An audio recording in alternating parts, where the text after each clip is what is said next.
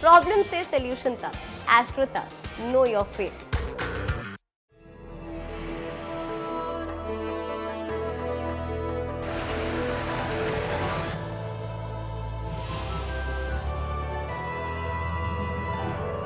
दक्षिण भारत का काशी, जहां भगवान राम ने महादेव को किया था स्थापित, जो करोड़ों भारतीयों की आस्था का है केंद्र, जहां ब्रह्म हत्या के पाप से मिलती है मुक्ति, जहां की स्थापत्य कला को देखने दूर दराज से आते हैं लोग, जहां अपने आप में समाई है पूरी संस्कृति, वो है रामेश्वरम तीर्थ।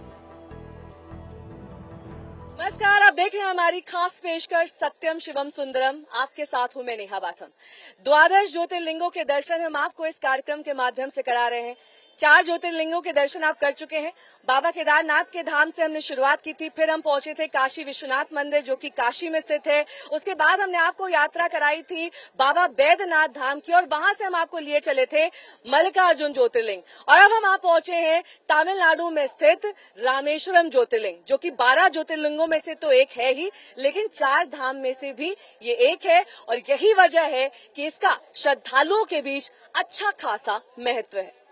4 धामों में एक, 12 ज्योतिर्लिंगों में एक, तमिलनाडु में स्थित रामेश्वरम तीर्थ, केदारनाथ, काशी विश्वनाथ, बाबा वैद्यनाथ धाम और श्री मल्लिकार्जुन होते हुए हम पहुंच चुके हैं रामेश्वरम। रामेश्वरम ज्योतिर्लिंग तमिलनाडु के रामनाथपुरम जिले में स्थित है। रामेश्वरम चेन्नई से लगभग 425 मील दक्षिण पूर्व में है। यह हिंद महासागर और बंगाल की खाड़ी से घिरा हुआ एक खूबसूरत टापू है, जिसका आकार एक सुंदर शंख की तरह है।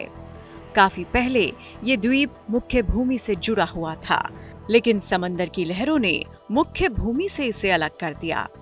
धनुषकोडी से ही दरअसल श्री राम की वानर सेना ने लंका तक जाने के लिए पत्थरों से सेतु का निर्माण किया था। बाद में इसी सेतु का इस्तेमाल करके वानर सेना ने लंका की चढ़ाई की और वहां पर विजय प्राप्त की। बाद में विभीषण के कहने पर और मनाने पर भगवान राम ने धनुषकोडी में ही इस सेतु के निर्माण को पूरी तरीके से हटा दिया था, खत्म कर दिया था। लेकिन तभी से धनुषकोडी प्रसिद्ध हो गया और यहाँ पर ये मान्यता है कि अभी भी उस सेतु के कुछ अवशेष मौजूद हैं। रामेश्वरम का नाम भगवान राम के नाम पर रखा गया है। रामेश्वरम ज्योतिर्लिंग का नाम इसीलिए पड़ा क्योंकि भगवान राम ने इस स्थान पर भगवान शिव की पूजा की थी। भारत पौराणिक कथाओं और किंवदंतियों का भी देश है। जितने भी ज्योतिर्लिंग हैं, सबके पीछे अपनी पौराणिक कथाएं और मान्यताएं भी हैं। रामेश्वरम के बारे में भी पौराणिक कथा है जो भगवान राम से जुड़ी है। पौराणिक कथा है कि लंका विजय के बाद श्री राम पर ब्रह्म हत्या का पाप लगा था, क्योंकि रावण ब्राह्मण था और शिव का भक्त भी। इस पाप का प्रायश्चित करने के लिए ऋषियों ने भगवान राम से शिवलिंग स्थापित कर अभिषेक करने के लिए कहा था। प्रभु श्री राम ने पाप से मुक्ति पाने के लिए दक्षिणी तट पर बालू से शिवलिंग बनाकर अभिषेक किया और तब ज्योतिर्लिंग के रूप में शिव स्वयं प्रकट हो गए। एक और मान्यता है कि लंका पर विजय प्राप्त करने के बाद भगवान श्री राम दक्षिण के ही समुद्र तट पर रुके थे। तब उन्होंने हनुमान जी से कहा था कि वो पर्वत पर जाकर शिवलिंग को ले आए।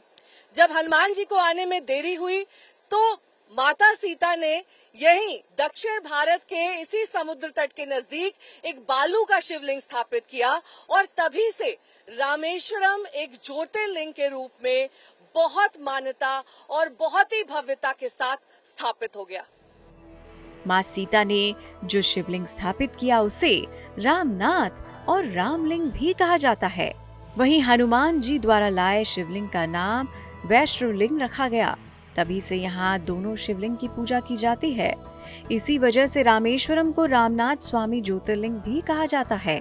तो ये तो हुई पौराणिक कथाओं और मान्यताओं की बात, लेकिन एक और जहाँ ये मंदिर धार्मिक आस्थाओं और मान्यताओं की वजह से श्रद्धालुओं को अपनी ओर खींचता है, वहीं इस मंदिर का इतिहास और इसको बनाने की शैली भी अपने आप में एक अद्भुत नमूना है।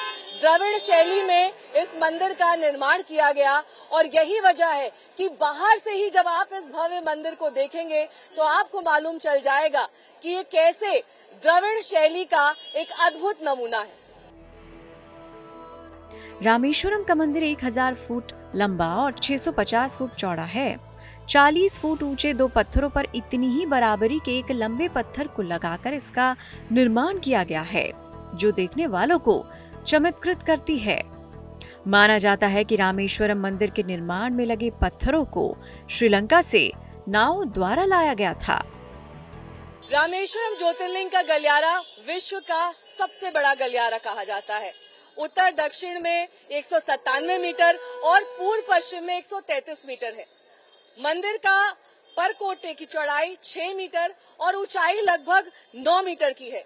मंदिर का जो प्रवेश द्वार है उसका गोपुरम ही 38.4 मीटर का है। पूरा का पूरा मंदिर का परिसर 6 हेक्टेयर में फैला हुआ है। इससे आप अंदाजा लगा सकते हैं कितना विशाल और कितना भव्य ये मंदिर है। रामेश्वरम मंदिर का प्रवेश द्वार 40 फीट ऊंचा है, जो भारतीय शिल्पकला का आकर्षक नमूना है।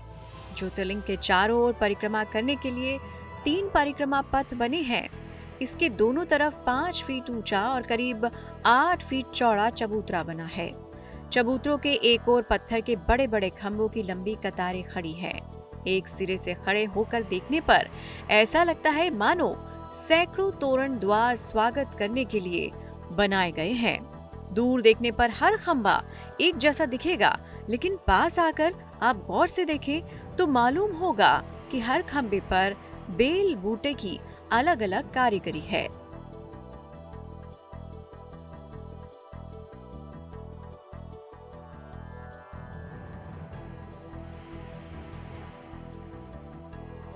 रामेश्वरम में मौजूद हैं 22 कुंड। इस कुंड को काफी रहस्यमय माना जाता है।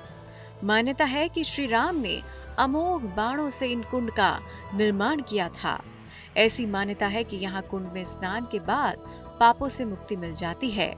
कुंड का पानी इतना गुणकारी बताया जाता है कि इसमें डुबकी लगाने से गंभीर बीमारी भी खत्म हो जाती है। रामेश्वरम ज्योतिर्लिंग में गंगा जल से शिवलिंग का अभिषेक किया जाता है। इसके लिए विशेष तौर पर उत्तराखंड से गंगा जल यहाँ लाया जाता है। रामेश्वर एक धार्मिक शहर है। सालों भर यहाँ धार्मिक गतिविधियाँ चलती रहती हैं। संयोग से जिस दिन हम यहाँ पहुँचे, भगवान विष्णु की रथ यात्रा निकाली जा रही थी। ये अद्भुत संयोग है कि जब हम रामेश्वरम ज्योतिर्लिंग के दर्शन करने पहुंचे हैं तो यहाँ पर ये भव्य यात्रा निकाली जा रही है। ये साल में दरअसल एक ही बार यात्रा निकाली जाती है, जिसके बारे में ये मान्यता है कि भगवान विष्णु अपनी बहन को उसके घर लेकर जा रहे हैं। सुबह 8 बजे है और अभी ये यात्रा निकाली जा रही है। शाम 5 बजे तक ये मंदिर, जब तक ये यात्रा पूर्ण नहीं हो जाती, यानी कि जब तक भगवान विष्णु वापस मंदिर नहीं पहुंच जाते, तब तक मंदिर को बंद ही रखा जाएगा। और हमारे ठीक पीछे आप देख सकते हैं कि ये यात्रा की शुरुआत हो चुकी है और कैसे इसके इर्द गिर्द तमाम लोग भगवान विष्णु के दर्शन करने के लिए यहाँ पर पहुंचे हैं और प्रसाद ग्रहण करके अब वापस वो अपने घरों की ओर जाएंगे। आज श्रावण महीने का माता पार्वती का शादी हो गया।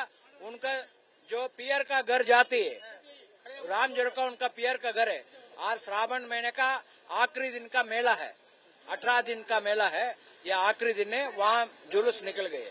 तो अब हम इस खास दिन पर यहाँ रामेश्वरम ज्योतिर्लिंग के दर्शन करने पहुँचे हैं, तो इस खास प्रसाद को भी चख लेते हैं। क्या बोलते हैं इसको, प्रसाद को? वो केसरी है, वो लेमन का डाले हैं, वो पुलियोदरी, तमिल में पुलियोदरी, अंजीर का बात है। नहीं, वो उधर प्रसाद करने का बोल देगा। रामेश्वरम के पौराणिक महत्व और साथ ही मंदिर के स्थापत्य से जुड़ी कई रोचक जानकारियां और साथ ही महत्वता के बारे में हम आपको बताएंगे, लेकिन सबसे पहले आपको ये बता देते हैं कि अगर आप रामेश्वरम तक आना चाहते हैं तो यहाँ तक कैसे पहुँचे। अगर आप विमान के जरिए यहाँ पहुँचते हैं तो रामेश्वरम के लिए निकटतम एयरपोर्ट मदुरई में है, जो शहर से लगभग 149 किलोमीटर दूर है। तूतीकोरिन एयरपोर्ट भी 177 किलोमीटर की दूरी पर स्थित है, जो हवाई मार्ग से रामेश्वरम पहुंचने का एक माध्यम है। एयरपोर्ट के बाहर से बस, कैब और किराए की टैक्सियों से शहर तक या रामेश्वरम तक पहुंच सकते हैं। अब हम आपको बताते हैं कि आप रामेश्वरम ज्योतिर्लिंग तक कैसे पहुंच सकते हैं। सड़क मार्ग द्वारा आप आसानी से रामेश्वरम तक पहुंच सकते हैं। कई सारी ऐसी ट्रेनें हैं जो डायरेक्ट आपके शहर से आपको रामेश्वरम तक पहुंचाएंगी। अगर डायरेक्ट ट्रेन नहीं है तो आप मदुरई तक पहुंच सकते हैं। रेल मार्ग द्वारा 100 से ज्यादा ट्रेनें लगभग चलती हैं, और अगर हवाई यात्रा करना चाहते हैं तो मदुरई सबसे नजदीकी एयरपोर्ट है। आपके पास सड़क मार्ग का भी विकल्प है। देश के विभिन्न शहरों से रामेश्वरम सड़क से अच्छी तरह से जुड़ा हुआ है।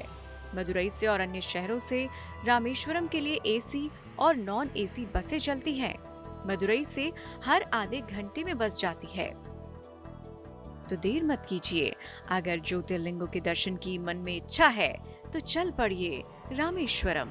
वैसे तो पूरे साल ही रामेश्वरम ज्योतिर्लिंग खुला रहता है, लेकिन यहाँ आने का सबसे उपयुक्त समय है ग्रीष्मकाल। अगर आप यहाँ पर अक्टूबर से मार्च के महीने में आते हैं तो आपके दर्शन और ज्यादा सुगम हो सकेंगे। मंदिर का जो टाइमिंग है वो सुबह 5 बजे से लेकर दोपहर 1 बजे तक, और उसके बाद मंदिर के कपाट बंद कर दिए जाते हैं। फिर दोपहर 3 बजे से रात 8 बजे तक आप दर्शन कर सकते हैं। लेकिन अगर आप सच्चे शिव भक्त हैं, भगवान शिव की महिमा और उससे जुड़े तमाम जो आयोजन है उसका आनंद लेना चाहते हैं तो महाशिवरात्रि के मौके पर आइए। महाशिवरात्रि यानी कि श्रावण महीने में यहाँ पर 10 दिन का एक महामेला लगता है। तब दूर दराज से यहाँ पर साधु, संत, श्रद्धालु, भक्त, उन सभी की भारी भीड़ उमड़ती है।